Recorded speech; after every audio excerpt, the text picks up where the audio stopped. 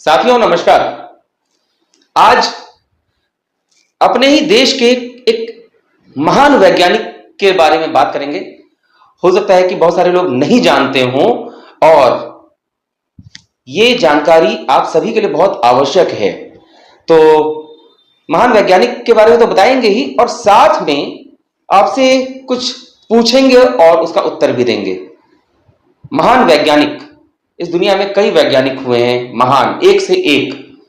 लेकिन एक ऐसा महान वैज्ञानिक हमारे देश में भी है जिसके बारे में नाम तो सभी जानते हैं, लेकिन उस वैज्ञानिक की वैज्ञानिकता, उनके साइंस के बारे में शायद बहुत कम लोगों को पता हो। और साथ ही हम आपको इस दुनिया के सबसे बड़े मदारी के बारे में भी बताएंगे। मदारी में यहां पर पहले बता दूं, ये आध्यात्म से जुड़ी हुई बातें नहीं है, क्योंकि मदारी तो वास्तव में ऊपर वाला होता है, जैसा चाहता है वैसा नचाता है लोगों को, दुनिया को, सभी को। लेकिन यहां हम लोग बात करने जा रहे हैं इंसान की, मनुष्यों में। दुनिया का सबसे बड़ा मदारी भी जानकारी होने वाली चीज है। तो आज शुरुआत करते हैं। इस पूरी दुनिया में सबसे बड़ा वैज्ञानिक कौन है, इसके पहले कुछ विषयों पर चर्चा कर लेते हैं हम लोग। शायद आपको पता होगा, आज जो ये रोशनी बल्ब हम लोग यूज करते हैं, बल्ब जलाते हैं, बल्ब का आविष्कार किसने किया था? थॉमस अल्वा एडिसन, है ना। कहा जाता है कि थॉमस अल्वा एडिसन ने, उसके पहले दुनिया के लोग दिया जलाते थे, दीपक जलाकर गुजारा करते थे, रात में रोशनी करते थे। तो थॉमस अल्वा एडिसन ने दिया बुझाकर बल्ब जलाया था। दिया बुझाकर बल्ब जलाया था जिस समय बिजली तैयार हुई थी। उसके पहले तो बिजली नहीं थी, कुछ नहीं था, अंधेरे में दिया जलाना पड़ता था। लेकिन हमारे देश में इनसे भी महान एक वैज्ञानिक हैं, शायद समझ गए होंगे, और नहीं समझे तो बता देता हूं। हमारे देश में जो आज कहते हैं ना, लोकतंत्र में सर्वोच्च पद शासन करने के लिए कौन सा होता है, तो आज उसी पद पर बैठे हुए हैं माननीय नरेंद्र मोदी जी, देश के प्रधानमंत्री। पूरे सम्मान के साथ उनके बारे में चर्चा करना चाहता हूं कि उन्होंने देश के लिए बहुत कुछ किया है, बहुत कुछ।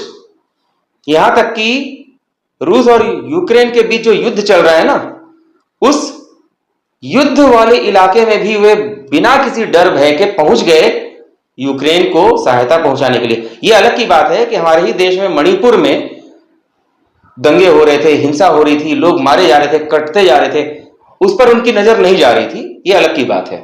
अब क्या करें, मणिपुर तो छोटी मोटी बातें हैं भाई, उनके लिए देश का मुद्दा छोटा मुद्दा। ये तो विदेश नीति के तहत उनको यूक्रेन जाना था, तो इस पर कोई टिप्पणी नहीं। लेकिन हाँ, उनकी वैज्ञानिकता वास्तव में मशहूर है। लोगों ने इस दृष्टि से देखा नहीं उन्हें। लोग नहीं जानते थे कि हमारे देश में ही इतना बड़ा महान वैज्ञानिक है। जो आपको याद होगा ना, कुछ साल पहले की बात है, 2020, 4 साल पहले, बल्कि 4 भी नहीं, 4.5 साल पहले, एक महामारी ने दुनिया में दस्तक दी थी, जिसको कहा जाता है कोविड। कोविड का क्या नाम है, बहुत लोगों ने बहुत कुछ रखा, मैंने इसके लिए नाम रखा था COVID, China originated virus for international disaster, Covid, ये मेरा दिया हुआ नाम था। तो कोविड के समय महामारी जब फैली थी, कितना सच है उसमें, ये तो एक अलग जांच का विषय है, अलग बहस का मुद्दा है। लेकिन उस समय तरह तरह के उपाय किए जा रहे थे। तो हमारे देश के महान वैज्ञानिक जी ने, आदरणीय मोदी जी ने, इन्होंने ऐसा आविष्कार किया कि थॉमस अल्वा एडिसन ने दिया बुझाकर बल्ब जलाया था। इन्होंने उस दौरान बल्ब बुझाकर, याद होगा आपको, बल्ब बुझाकर दिया जलवा दिया था, याद है ना। आज के आधुनिक जमाने में जिस समय लोग विकास की बात कर रहे हैं, विकास के नाम पर कितना विनाश हो रहा है ये भी सभी जानते हैं, लेकिन इस प्रगतिवादी युग में उन्होंने बल्ब बुझाकर, जो बल्ब जल रहा था उसको बुझाकर दिया जलवा दिया। और ये वैज्ञानिकता का परिचय है, महान वैज्ञानिकता का परिचय। उससे कितना लाभ हुआ, देश को महामारी से मुक्ति मिली कि नहीं मिली सभी को पता है कि दिया जलाने से महामारी भस्म हो गई। हुआ था ऐसा? मुझे तो नहीं लगता।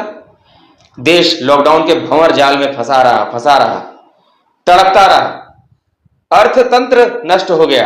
हाँ, उस समय में एक चीजें काफी अच्छी हुई थी, पूंजीवाद काफी तेजी से फैला, पनपा, तेजी से आगे बढ़ा। और उसी दौर की बात और करते हैं।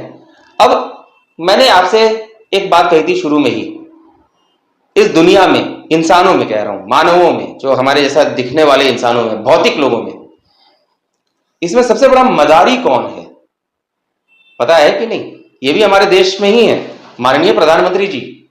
कैसे? भाई सीधी सी बात है, उस समय उन्होंने जैसे चाहा वैसे लोगों को नचाया, अपने अनुसार नचाया।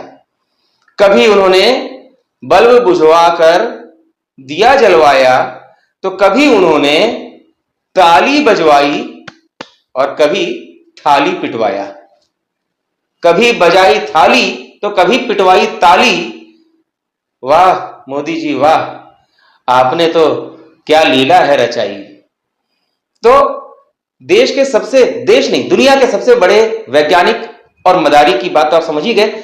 उस समय हर तरफ सब कुछ बंद कर दिया गया और न जाने कितने लोग मौत के मुंह में चले गए, केवल बीमारी के कारण नहीं कि कोरोना हो गया जी उसके कारण बीमारी से मर गए। बहुत सारे लोग तो ऐसे भी मारे गए जिनका कोई कसूर नहीं था, जो बस अपने घर आना चाहते थे, क्योंकि वो जहां परदेश में कमाने गए थे वहां काम धंधा बंद, लॉकडाउन, सब कुछ बंद। और ऐसे ही आपको याद होगा,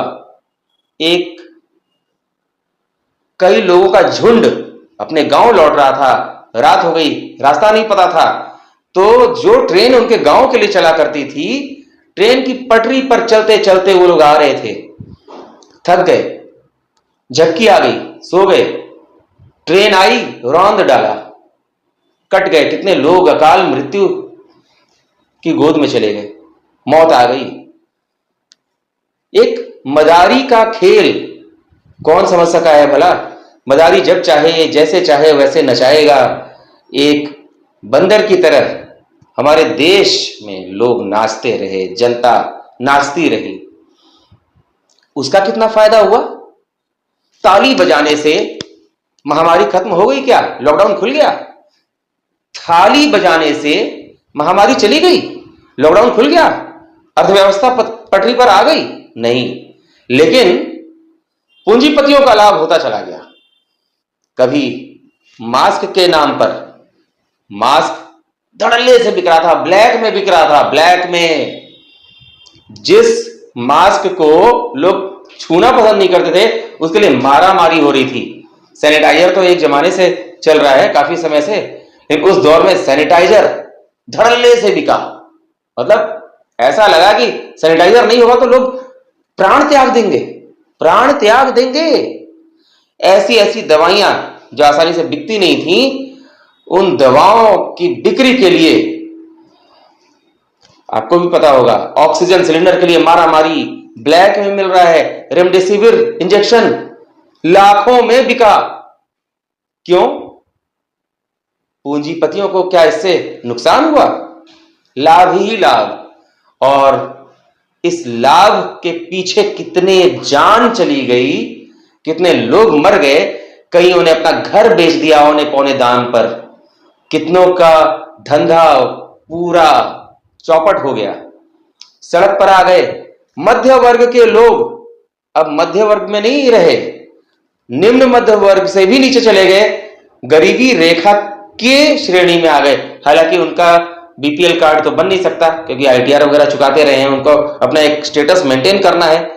इसलिए घर में खाने को दाना हो ना हो, लेकिन फिर भी अपने आप को मध्य वर्ग में मेंटेन करने के लिए कर्ज लेकर किसी तरीके से जी रहे हैं। इसमें से कई लोग कर्ज के बोझ के तले दबकर आत्महत्या तक कर ले रहे हैं। और महामारी खत्म नहीं हुई, अर्थव्यवस्था पटरी पर नहीं लौटी, लेकिन देश के, दुनिया के सबसे बड़े वैज्ञानिक ने, मदारी ने इस देश में जो चाहा वो किया। फिर से सरकार बन गई, लेकिन इस बार सरकार बनने का जो मजबूती होनी चाहिए थी वो तो आप लोगों ने सभी ने देख लिया। सरकार अब बैसाखियों पर चल रही है, ऐसे ऐसे ऐसे। कब गिर जाए, कौन सी पार्टी खींच ले बैसाखी अपनी, कहना मुश्किल है। वैसे भी एक पार्टी तो ऐसी है जिसका वर्चस्व बिहार में है, और वो तो कई बार, जो इनका गठबंधन है ना एनडीए, कई बार उसमें रही है, कई बार उसको छोड़ के भागी है, फिर रही है, फिर भागी है। खिलवाड़ हो चुका है जी, कभी अल्टू कभी पलटू, कभी अल्टू कभी पलटू, लेकिन फर्क नहीं पड़ता। सरकार तो उन्हीं की है।